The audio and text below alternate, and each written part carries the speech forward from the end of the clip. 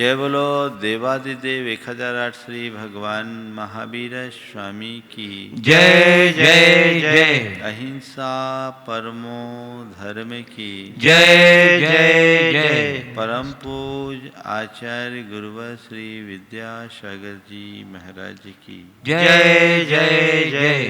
बोलिए परम पूज्य 108 मुनिवर श्री प्रमाण सागर जी मुनिराज की जय जय जय। परम पूज्य मुनिवर श्री अरहत सागर जी मुनिराज की जय जय जय। नमोस्तु गुरुदेव। नमो। जब भी जीवन की गाड़ी खतरनाक दौर से गुजरे तो अतिरिक्त सावधानी की अपेक्षा होती है। और कल मैंने आप सबके बीच डेंजर जोन की चर्चा की थी। डेंजर जोन के क्रम में आज दूसरा स्थान अहंकार का है। अहंकार हमारे जीवन की एक बड़ी दुर्बलता है। ये एक ऐसा विकार है जो हमारे सारे सद्गुणों को लील जाता है। अहंकार हमारे आत्म विकास का सबसे बड़ा अवरोध है। जब अहंकार आड़े आता है तो हमारी प्रगति वहीं अवरुद्ध हो जाती है। हम कुछ भी करने की स्थिति में नहीं रहते।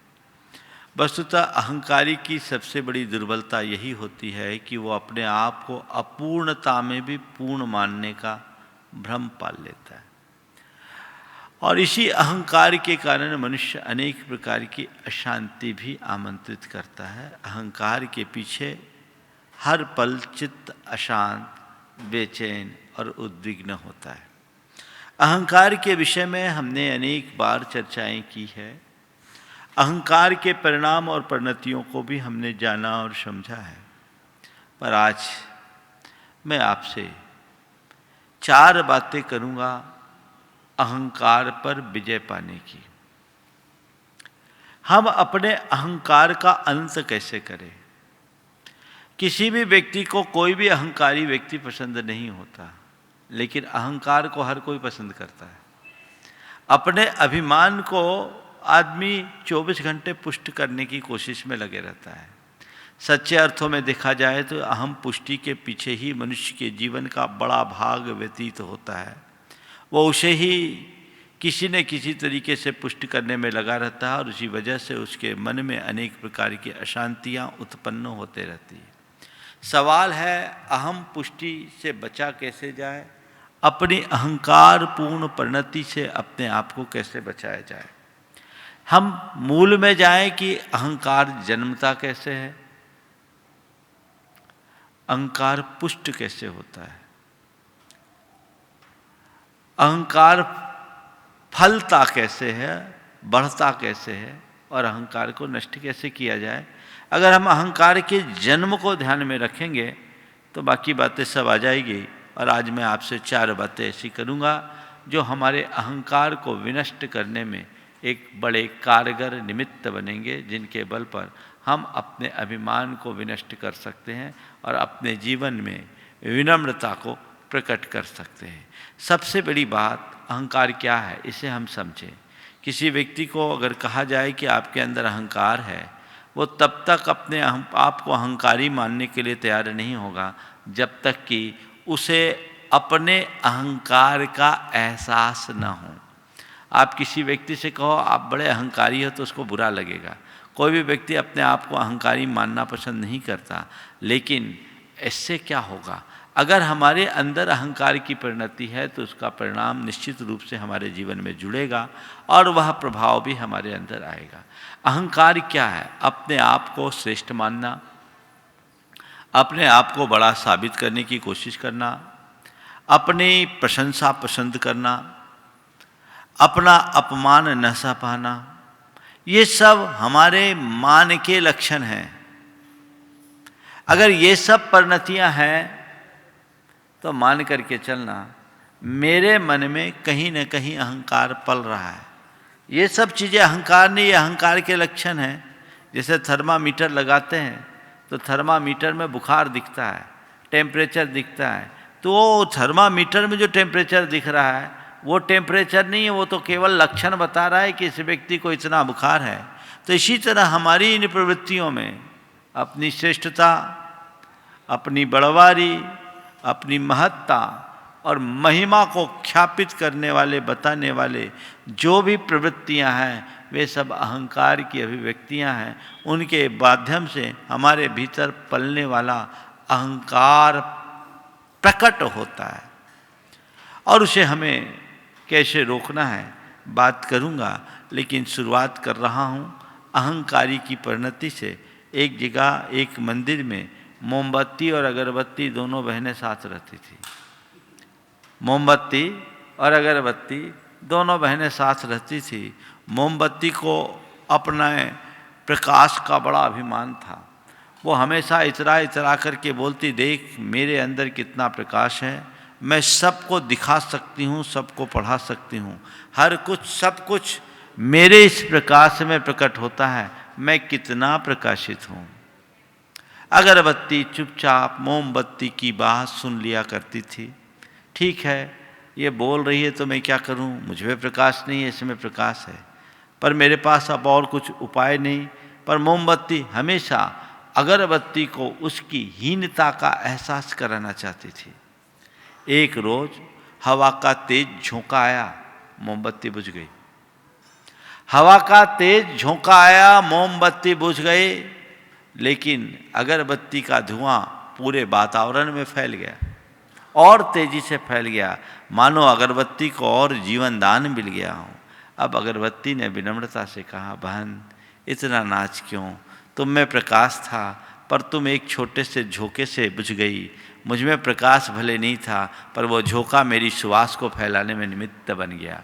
बंधुओं, बड़ा वो नहीं जिसमें बड़प्पन है, सच्चे अर्थों में बड़ा वो है जो हमेशा अपने से छोटों का भी ख्याल रख करके चलता है और अपने जीवन को आगे बढ़ाने की कोशिश करता है।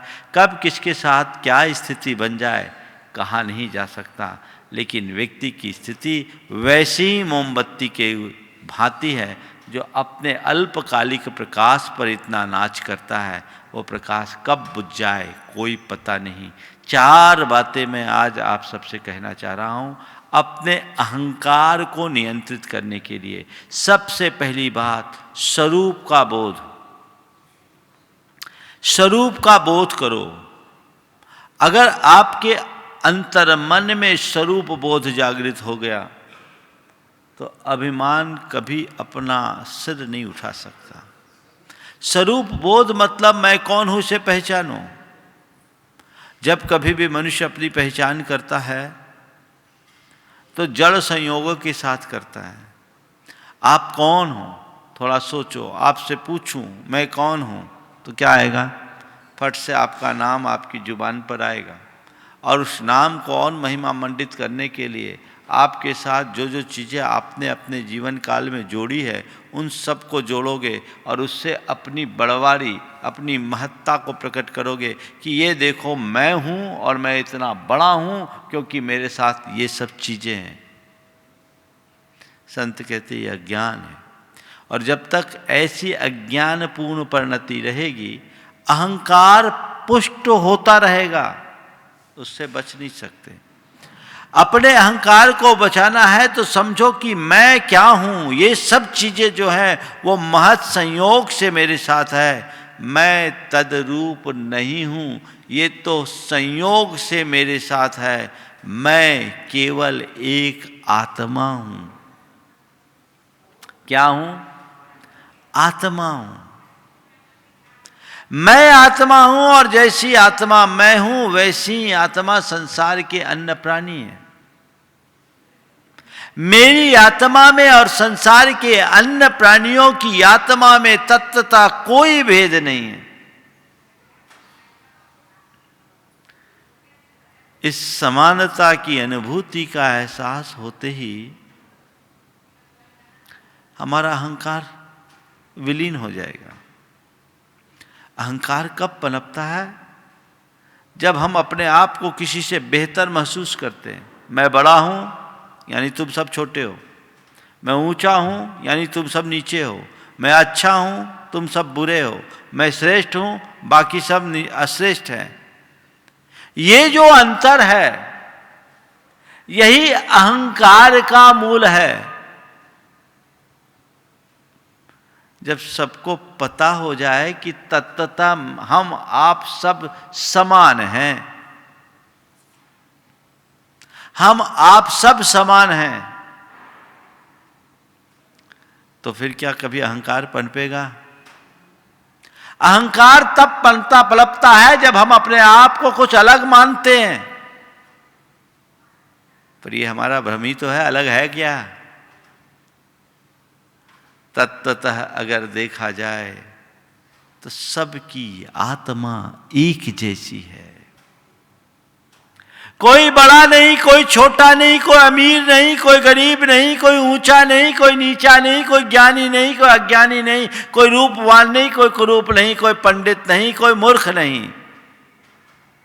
सब के सब एक समान हैं। लेकिन स्वरूप विषयक अज्ञान हमें ये मानने नहीं देता। हम इन पर्यायों में अपना ऐक्य स्थापित कर लेते हैं और वैसी बुद्धि बनाकर अपने आप को तद्रूप मान लेते हैं। ये भ्रम जब तक हावी होगा, अहंकार नष्ट नहीं होगा। और जिस दिन ये भ्रम टूट गया, अहंकार समाप्त। हमने महाभारत में सुना है कि श्री कृष्ण ने दुर्योधन के अहंकार को विनष्ट करने के लिए अपना विराट रूप दिखाया था। मुझे पता नहीं ये कौन सा विराट रूप है, पर मैं ये जानता हूं कि हमारे अंदर के दुर्योधन का अहंकार तभी नष्ट होगा जब हम जगत के विराट स्वरूप को देखेंगे। और जब विराट स्वरूप की तरफ हमारी दृष्टि जाएगी तो लगेगा तत्वतः हम सब एक हैं, सब में एक ही सी आत्मा है, कोई भिन्नता है? निगोद या जीव हो या सिद्ध परमात्मा, सब समान है। ये तो मैंने अपनी अज्ञानता के कारण ऐसी मान्यता बना रखी है, जिसकी दृष्टि में ऐसे भाव आ जाए उसका तो काया पलट हो जाएगा। फिर वो किस चीज का अभिमान करेगा? मैं एक स्थान पर था, एक बड़े धनपति थे, बड़े स्वाध्यायी तत्वज्ञ, भेद विज्ञानी। लोग उनका परिचय मुझसे करा रहे थे। परिचय कराते समय कहा, महाराज जी, संयोगतः जिस जगह में रुका था वो हवेली उनके ही बेटे की थी, उनकी ही थी। लोगों ने उनका परिचय देते हुए कहा, महाराज जी ये हैं और बड़े धर्मात्मा हैं, महाराज जी हम लोगों की ये प्रेरणा है और ये सारा साम्राज्य इन्हीं का है। उन्होंने जो जवाब दिया वो एक आत्मदृष्टा का जवाब है। अत्यंत विनम्रता से हाथ जोड़े बोले, महाराज ये सब ये लोग कहते हैं, ये इन लोगों का मेरे प्रति उमड़े प्रेम का परिणाम है, पर आप ही बताओ मेरा है क्या? मेरा तो मैं हूँ और जो मैं हूँ वही सब है। मुझे तो लगता है मुझ में और इन सब में कोई अंतर नहीं है, हम सबकी आत्मा तो एक समान है। कौन बड़ा और कौन छोटा, ये तो हमारा भ्रम है, वहम है। जिस दिन ऐसी स्थिति हमारे मन में आ गई, जीवन बदल जाएगा। लेकिन लोग हैं कि अपने तरीके से अपनी बातें करते रहते हैं। एक बार स्वरूप बोध के अभाव में क्या स्थिति होती है? बेटे ने अपनी माँ से कहा कि माँ, क्या मेरा चेहरा भगवान से मिलता है क्या? मेरा चेहरा भगवान जैसा है क्या? मैं भगवान जैसा दिखता हूं क्या? मैंने पूछा क्यों? बोले बता ना, मेरा चेहरा भगवान जैसा मिलता है क्या? बोले क्यों? बोले बता ना। मैंने पूछा आखिर क्यों पूछ रहा है? बोले क्या बताऊं, मैं जिसके यहां पास जाता हूं वो कहता है हे भगवान, ये फिर आ गया। हे भगवान, ये फिर आ गया। अब ये बहम मनुष्य के मन में जब तक पलेगा, तब तक वो अहम से मुक्त नहीं हो पाएगा। बहम अहम को जन्म देता है,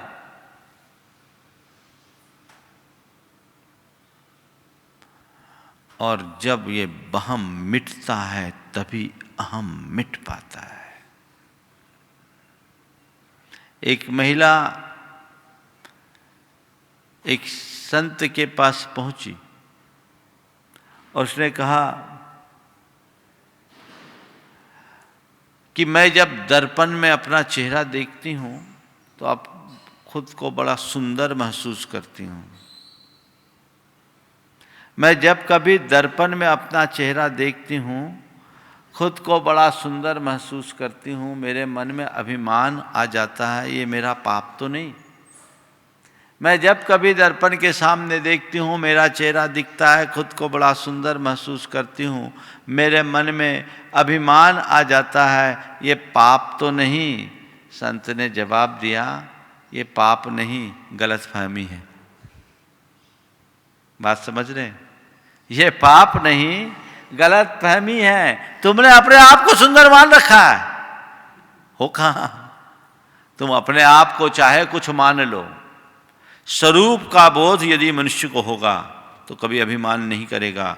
अगर आत्मज्ञान व्यक्ति के अंदर है, अभिमान नहीं, और अपनी हस्ती और हैसियत का वास्तविक एहसास है, तो अभिमान नहीं।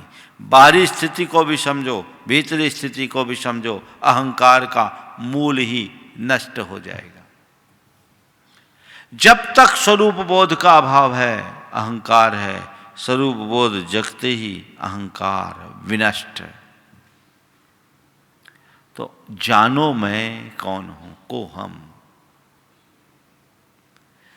अहंकार और आसक्ति इस स्वरूप बोध के अभाव के कारण ही जन्मती है। ये दूर हुए, जीवन की दिशा बदल गई। आध्यात्मिक जीवन यात्रा को प्रारंभ करने के लिए सर्वप्रथम इसकी ही आवश्यकता है। इसे हम घटित करें और अपने जीवन की दिशा को बदलने का पुरुषार्थ करें। तो पहली बात, स्वरूप बोध। सब एक समान। किसी को छोटा मान करके तुम उसकी उपेक्षा मत करना, क्योंकि उसमें भी वही संभावना है और हो सकता है कल वह तुमसे आगे निकल जाए। कहते हैं जो आज एक अनाथ है, नरनाथ कल होता वही। जो आज उत्सव मग्न है, कल शोक कर रोता वही। परिणतियां बदलती है। तो दूसरी बात, संयोगों की नश्वरता को समझो। क्या समझो? संयोगों की नश्वरता। तुम्हारा जिस पर भी अभिमान है वो टिकाऊ नहीं है। कितनी देर का अभिमान? आज है, कल रहे न रहे कोई भरोसा नहीं। एक पल का भरोसा नहीं। अगली श्वास का भी विश्वास नहीं है। तुम किसका अभिमान करते हो? ये रोशनी है हकीकत में एक छल लोगो। दुष्यंत कुमार की पंक्तियां हैं। ये रोशनी है हकीकत में एक छल लोगो, कि जैसे जल में झलकता हुआ महल लोगो। कितनी देर शरद कुमार चक्रवर्ती को अपने रूप का बड़ा अभिमान था, और वो रूपवान था भी। उसके रूप और सौंदर्य की प्रशंसा स्वर्ग का इंद्र करता था। इंद्र की प्रशंसा से प्रेरित होकर दो देवता उसके रूप सौंदर्य को देखने के मनोभाव से धरती पर आ पहुंचे। जिस समय वे पहुंचे उस समय चक्रवर्ती व्यायाम कर रहा था, कसरत कर रहा था। पूरा शरीर धूल धूसरित था, लेकिन उस धूल धूसरित बदन से भी उसका अनुपम रूप सौंदर्य प्रकट हो रहा था। देवों ने सहज प्रशंसा में कह दिया, वाकई में इंद्र ने जैसा कहा उससे भी अच्छा रूप है ये। फूल गए। अरे आप लोग अचानक आ गए, अभी तो देखो ना, मैं तो केवल चड्डी पे हूं, धूल धूसरित बदन है। अभी मैं फ्रेश होके आता हूं, नहा धोकर आता हूं, जब दरबार में आऊंगा तब आप देखना। दरबार में आऊंगा तब आप देखना। अच्छा है, अब सज धज के चक्रवर्ती दरबार में उपस्थित हुआ। देवताओं ने देखा और एक शब्द भी नहीं बोला।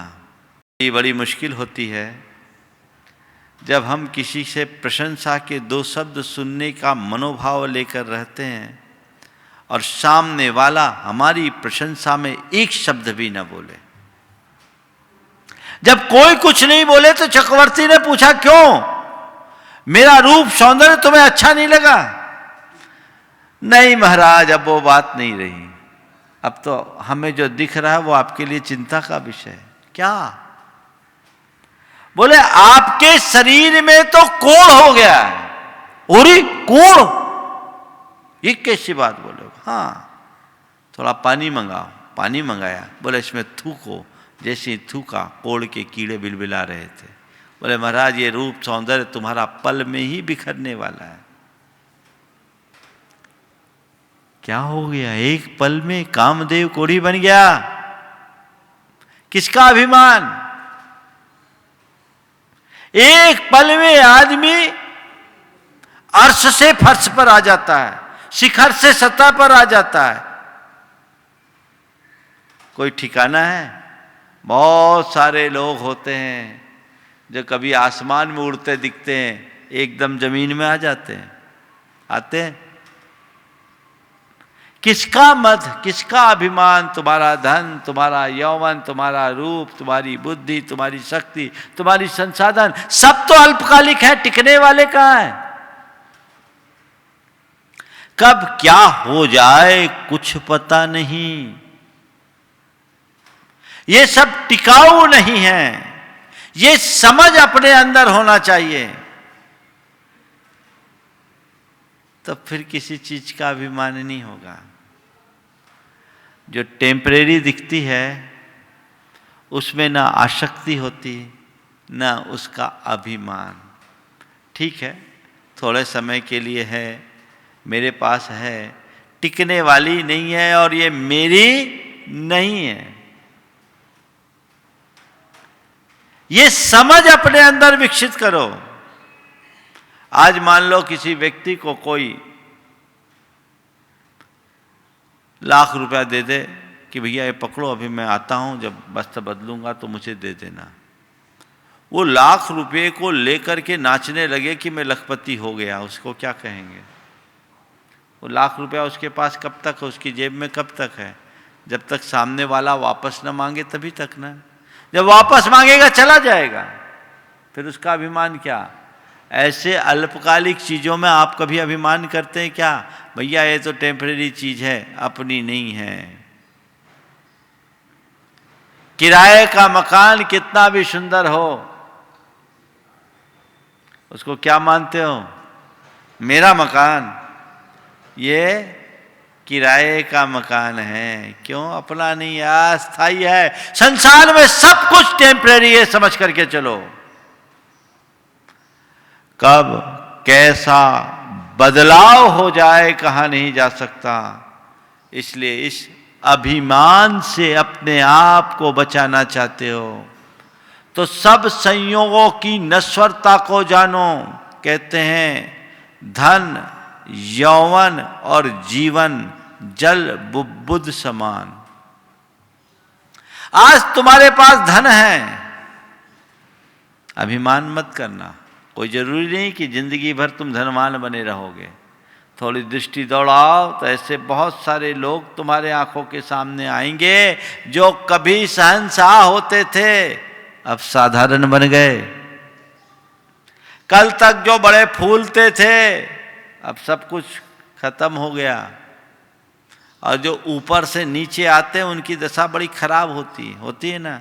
आपने बैलून देखा, बैलून में हवा भर दो तो वो फूलता है, लेकिन ज़्यादा हवा भर जाए तो फट भी जाता है। फटता है कि नहीं? हवा भरी, फूला, और हवा भरने के बाद फूल भी गया तो कितने दिन तक फूला रहेगा? धीरे धीरे धीरे धीरे उसकी हवा निकलती है, और एक बार जब बैलून में से हवा निकल जाती तो उसका वो सौंदर्य रह पाता है क्या? ओरिजिनल बैलून में और हवा निकले बैलून में अंतर दिखता है कि नहीं दिखता? बोलो बच्चों, दिखता है ना। कब तुम्हारी हवा निकल जाए, अखड़ो मत इस हवा में। ये पल भर का संयोग है, ऐसी समझ अपने अंदर रखो तो फिर अभिमान नहीं पनप सकता। किसका अभिमान करूं? ये तो 2 पल की चीजें हैं, कब क्या हो जाए कोई पता नहीं। संयोग है, बदलते देर नहीं लगते, सब नश्वर है। किसका अभिमान करूं? एक बड़ा धनिक था, उसे अपने धन का बड़ा अभिमान था, और वो हमेशा अपने धन की सेखी बघारता रहता था। संयोग था, एक संत उसके यहाँ आए, उसने संत का आतिथ्य किया। आतिथ्य करने के मध्य भी वो अपने धन की सेखी बघारता रहा कि मेरी ये संपत्ति, इतनी संपत्ति यहाँ है, इतनी संपत्ति यहाँ है, इतनी संपत्ति यहाँ है। वो सब सुनते रहे। संत ने अपना भोजन पूर्ण करने के बाद उनसे केवल इतना ही पूछा, तुम्हें पता है अमुक शहर का एक जो बड़ा सेठ था, उसके पास अपार धन संपत्ति थी? बोले हाँ पता है। बोले कल ही वो अपने घोड़े से गिर करके मरा है, तुम्हें पता है? बोले हाँ, लेकिन वो अपनी संपत्ति का एक पैसा दाना भी अपने साथ नहीं ले जा सका, उसकी संपत्ति धरी रह गई, वो उसके काम में नहीं आई। तुम किस संपत्ति का अभिमान कर रहे हो? जब तुम्हारा जीवन ही स्थायी नहीं तो क्या होगा? कल्पना करो कि आज तुम अपने जिस संपत्ति का अभिमान यहाँ प्रकट कर रहे हो, कल तुम नहीं रहोगे तो फिर उसका क्या होगा? है, कब तक नाच करोगे? कब तक अभिमान करोगे? जीवन छल भंगुर है। आप लोग कहते हैं ना, जीवन है पानी की बूंद, कब मिट जाए रे? कब मिटे कोई पता नहीं। इसको पानी के बूंद की समझ। तो धन को, यौवन को और जीवन को, तीनों को पानी के बुलबुले के समान समझो। ये नश्वर है, स्थायी नहीं है। यदि ऐसी स्थिति अपने मन में स्थिर हो जाए तो अभिमान नहीं पनपेगा। भैया आज है, कल रहे न रहे कोई भरोसा नहीं। मैं एक सज्जन को जानता हूँ जो आज बड़े धनपति हैं, लेकिन वे बड़े विनम्रता की मूर्ति। वो कहते हैं, महाराज मुझे अपनी असलियत का पता है। मैंने अपने कैरियर की शुरुआत 30 रुपये महीने की नौकरी से की। आज मेरे पास इतना धन है, पर मुझे लगता है आज 30 रुपये से मैं अरबों की संपत्ति का मालिक बना हूँ, तो कल समय बदलने में वापस वैसी जगह आ सकता हूँ। जब 30 रुपया था तो वो भी मेरा नहीं था, और आज मेरे पास अरबों हैं, वो भी मेरा नहीं। ये तो सब क्षणिक संयोग है। बस इतनी सी समझ जिस मनुष्य के मन में आ जाए, वो कभी अभिमान नहीं करेगा। पर साधारण व्यक्ति थोड़ी सी उपलब्धि पाता है, इतरा जाता है, उसे लगता है मेरे से बड़ा कोई और है नहीं। तो ये कमजोरी हमें दूर करनी चाहिए। नश्वरता का विचार करो। तीसरी बात, पुण्य पाप के खेल को समझो। क्या? पुण्य पाप के खेल को समझो। जब तक तुम्हारा पुण्य का योग है, तुम्हारे ठाठ हैं, जय जयकार हैं। पाप का प्रकोप आएगा, तुरंत हाहाकार है, कोई नहीं पूछेगा। और कब पुण्य पाप में परिवर्तित हो जाए पता नहीं। और ध्यान रखना, आज जो पाप के प्रकोप से नीचे दिख रहा है, कल उसका पुण्योदय आ जाए, वो ऊंचा हो सकता है। और आज तुम अपने पुण्य में फूल रहे हो, कल पापोदय आ जाए, तुम्हारा भी पतन हो सकता है। ये जीवन की एक वास्तविकता है। अनेक लोग तुम्हारे दृष्टि पथ में आएंगे जिनके एक कर्म का उदय आया, बड़ा झटका खाए, चारों खाने चित्त हो गए। होता है नहीं होता है। और कई व्यक्ति ऐसे भी आएंगे जो ऐसे एकदम धूमकेतु की तरह तुम्हारे बीच आए और सितारे की भांति चमकने लगे, जिसको कोई जानता नहीं था, एकदम नामचीन हो गए। होता है। यही तो पुण्य पाप का खेल है। पुण्य पाप का ये खेल है, ये चलेगा। कब कैसा हो जाए, किसके साथ, कुछ कह नहीं सकते। हवा के तेज वेग में कागज का एक टुकड़ा उड़ा और पर्वत के शिखर पर जा पहुंचा। हवा के तेज वेग में उड़ा कागज का टुकड़ा पर्वत के शिखर पर जा पहुंचा। पर्वत ने आगत कागज का स्वागत करते हुए पूछा, यहां कैसे? पर्वत ने कागज से का स्वागत करते हुए पूछा, यहां कैसे? कागज ने अकड़ कर बोला, अपनी दम पर, और कैसे? कागज का उत्तर पूरा हो भी नहीं पाया कि तभी हवा का एक दूसरा झोंका आया। उसने कागज को उड़ाया और अगले ही पल वह कागज गटर में जा समाया। शिखर पर जो कागज था वो गटर में चला गया। बस इतनी चीज समझना। पुण्य का योग होगा, शिखर पर पहुंचोगे, और पाप का झोंका आएगा, गटर में समा जाओगे। इसलिए अभिमान मत करो। तो खेल है, कब क्या परिणाम हो जाए कहा नहीं जा सकता। एक पल में खेल बदल जाता है। देखते देखते देखते देखते लोग कल तक जो सत्ता में बैठे हैं वो शिक्षों के भीतर भी चले जाते हैं। होता है। आज मैंने सुना आज एक बड़ा परिवर्तन होने वाला है। एक पल में खेल बदल जाएगा, है ना। आज चुनाव परिणाम है ना, हाँ, बिहार का। तो ये क्या, यही चीजें तो सीखने की है। एक पल में बदलाव हो सकता है। ये पुण्य पाप का खेल है। कर्म सिद्धांत पर विश्वास रखो, न किसी को हीन मानो, न अपने आप को श्रेष्ठ मानो। एक व्यक्ति जा रहा था, अचानक उसे ठोकर लगी और उस ठोकर से एक पत्थर का टुकड़ा उचटकर पास लगे गुलाब के फूल के पास गिरा। गुलाब ने पत्थर को देखा तो उसका मजाक उड़ाते हुए कहा, ये भी कोई जिंदगी, सिर्फ ठोकर। ये भी कोई जिंदगी, सिर्फ ठोकर। पत्थर ने गुलाब के शब्द सुने, मन महसूस कर रह गया। लेकिन अगले ही पल पत्थर के दिन फिरे। एक दूसरा राहगीर उधर से गुजरा, उसकी दृष्टि उस पत्थर पर पड़ी। उसने उस पत्थर को उठाया, उलट पलट कर देखा, अपने घर ले आया। वह एक शिल्पी था। उस पत्थर को तराश कर उसने एक सुंदर प्रतिमा बना दी।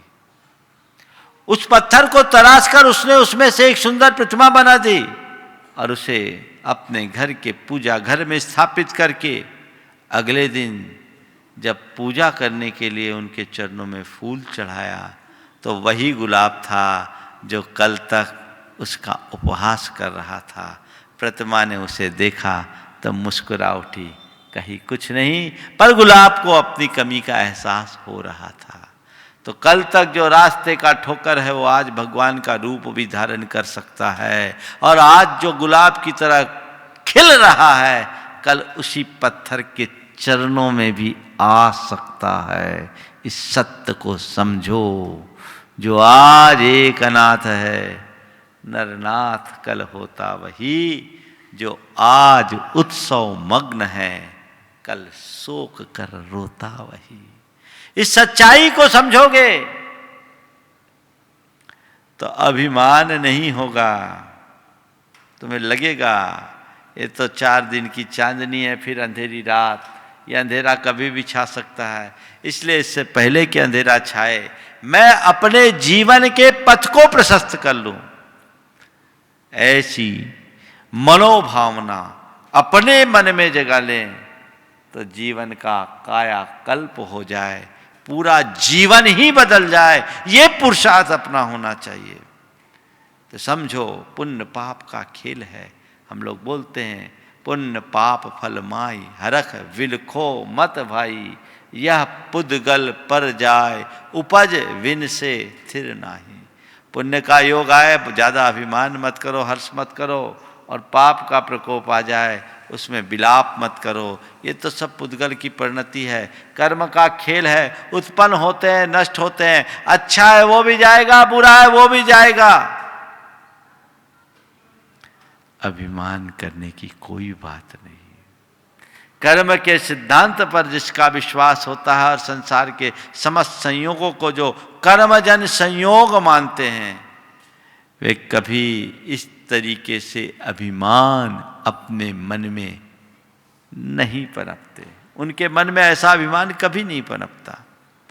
चौथी बात, विनम्रता को जीवन का आदर्श बनाओ। अभिमान से बचना है, विनम्रता को जीवन का आदर्श बनाओ। विनम्रता को अपने जीवन का आदर्श बनाने के लिए अपनी असलियत को हमेशा याद रखो। औरों के गुणों को ग्रहण करने की कोशिश करो। अन्य विनम्र व्यक्तियों का अनुगमन करो और हर पल मुझे विनम्र रहना है, ये भाव रखो। आपके जीवन में विनम्रता आएगी।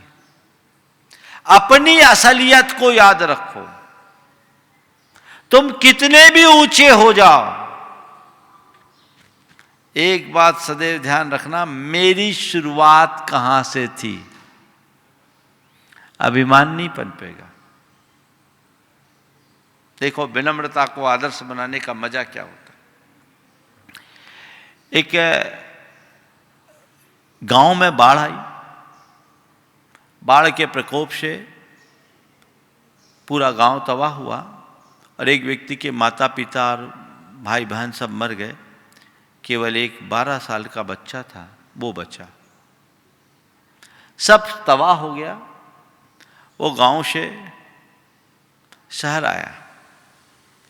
एक सेठ के यहाँ काम की तलाश की। सेठ ने पूछा क्या करोगे? बोले जो आप कराओगे सो कर लूंगा। झाड़ू पोछा करोगे? बोले कर लूंगा। वो झाड़ू पोछा करना शुरू किया। झाड़ू पोछा करते करते जो भी उसको कागज पत्तर लगते, हाथ में चिट्ठियां इट्ठियां लगती, वो उनको पढ़ता, पढ़ने की कोशिश करता। पढ़ने में सक्षम था, पढ़ लगा। एक दिन सेठ ने देखा ये तो पढ़ना लिखना भी जानता है। बोले अच्छा तुम पढ़ना लिखना जानते हो? बोले हाँ पढ़ लेता हूँ। तो एक काम करो, हमारे यहाँ से जो माल आता जाता है उनको नोट किया करो, कितना गया कितना आया, जो बाहर लोडिंग अनलोडिंग होती वो करने लगा। एक दिन देखा कोई हिसाब हो रहा था तो वो हिसाब में भी कैलकुलेशन कर दिया। बोला अच्छा तुम्हें हिसाब करना भी आता? बोला हाँ हिसाब करना आता है। लगा ये लड़का तो योग्य है, इसको हिसाब करने में लगा दो। धीरे धीरे बढ़ा। उसने उसे सेल्स में बिठाया। देखा तो इतनी कुशलता से वो व्यापार किया कि दूसरे की अपेक्षा बहुत आगे। उसने बिक्री बढ़ा दी। सेठ को बहुत पसंद आया। उसने उसको और प्रमोट कर दिया। धीरे धीरे धीरे धीरे उसके गुणों और विनम्रता से सेठ ने उसको अपना हेड, प्रधान, मैनेजर बना दिया। अब मैनेजर बना दिया तो सब तरफ खुसर फुसर चालू हो गई, उससे जलने वाले लोग बढ़ गए। लोगों ने सेठ के कान भरना शुरू कर दिया कि आदमी ईमानदार नहीं है, ये बेईमान है, और ये हमेशा अपने कमरे में जाता है तो बंद रहता है कमरे में, इसको ये हमेशा बंद रखता है, कभी नहीं मिलता, और इसके कमरे में एक अटैची है, वो बंद करके रोज वो अटैची खोलता है, पता नहीं क्या करता है। सेठ को संशय हुआ। सेठ ने पूछा, बोलो भाई क्या कर? बोले कुछ नहीं करता, मैं कमरे में जाता हूं, बंद रहता हूं। एक बार एक सुराख से सेठ को दिखाया कि ये गया, कमरे में गया, अटैची खोल रहा है, वापस बंद कर रहा है, कुछ उसमें से निकाल रहा है, वापस रख रहा है। अब तो सेठ को पूरा संदेह हो गया कि ये आदमी जरूर गड़बड़ है और कुछ माल इधर से उधर कर रहा है। सेठ ने दरवाजा खटखटाया। उसने कहा, सेठ साहब दरवाजा मत खुलवाओ। नहीं खोलना होगा। बोले मत खुलवाओ, अगर खुलवाओगे तो मैं यहां नहीं रह पाऊंगा। नहीं खोलो। जबरदस्ती दरवाजा खोला। उसने कहा ठीक है, इतना दरवाजा खोल लिया, पेटी मत खुलवाना। नहीं, पेटी भी खुलेगा। उसे एक तरफ किया। सेठ को तो ऐसा लग रहा था कि यहां कुछ धन रखा हुआ है। उसने उसकी पेटी खोली तो कुछ नहीं, उस पेटी में एक कुर्ता, एक छोटा सा फटा सा पैजामा और एक टोपी थी। बोले ये क्या है? बोले सेठ जी बस यही मेरी हस्ती है, यही मेरी हैसियत है, मैं यही लेकर आपके यहाँ आया था, और मैं रोज इस पेटी को खोलकर यही देखता था कि बस मेरी औकात तो ये है। आज जितना विस्तार है वो मेरा नहीं है। मैं किस स्थिति में आया था सेठ जी, लेकिन आपने आज ये सब उजागर कर दिया तो मुझे लगता है कि अब मैं यहां नहीं रह सकता, मैं इस घर से जाता हूं। यह है विनम्रता का आदर्श। सेठ कहा, नहीं, तुम जैसे ईमानदार आदमी को मैं यहां से नहीं हटा कर सकता, मुझे माफ करना, मैंने गलती कर दी, मुझे क्षमा करो। लेकिन कहा, सेठ जी अब बहुत दूर हो गई, अब मैं जा रहा हूं। बंधुओं, जो व्यक्ति अपनी इस तरह की असलियत को याद रखता है, वो कितना भी ऊंचा क्यों न उठ जाए, समझता है मैं जहां के तहां हूं। कई लोग हैं, कहते हैं ना, पैदल से प्यादो भयो, क्या तिरछो तिरछो जाए, ओहदे से प्यादो भयो तिरछा तिरछा जाए, जे गरीब के धन भरे। क्या रहीम ऐसा करके है कि जिसके पास थोड़ा सा कुछ बढ़ता है तो वो एकदम ऐतराता चलता है। तो ये जो चीजें हैं, अपने जीवन में बदलाव लाना चाहिए। अपनी असलियत को याद रखो,